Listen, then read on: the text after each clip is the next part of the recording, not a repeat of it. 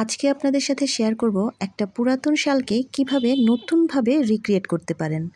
আমার এই শালটা অবশ্য নতুন, কিন্তু একই রকম শাল অন্যদেরও থাকতে পারে, তাই এটাকে একটু নতুনভাবে উপস্থাপন করলাম। এই যে সাদা সাদা ফুলগুলো দেখতে পাচ্ছেন, এগুলোর উপরই সুতা দিয়ে কাজ করব।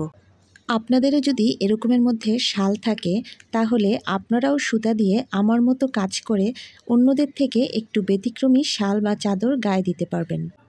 বা দুই দিকের শেষ মাথায় ভিন্ন কালারের কাপড় দিয়ে নিজের ইচ্ছামতো ডিজাইন দিয়ে প্যাচওয়ার্কও করে নিতে পারবেন, বা ইউটিউব দেখেও ডিজাইন ক্রিয়েট করতে পারেন। আমি এগুলোর উপর বিভিন্ন কালারে সুতা দিয়ে কাঁথা স্টিচ করে নিলাম। যারা এরকম সেলাই পারেন না, তাদের জন্য ডিটেলসে দেখিয়ে দিলাম।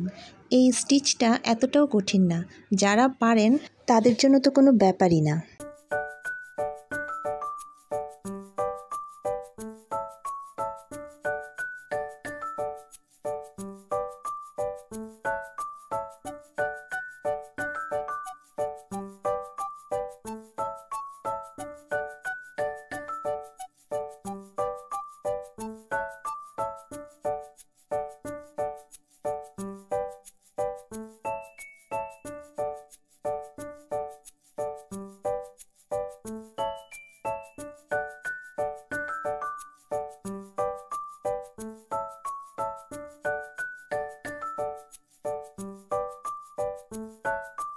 এই যে পুরোটা ভিন্ন ভিন্ন কালারের সুতো দিয়ে খুব সুন্দরভাবে করে ফেললাম, দেখতেও ভালো লাগছে।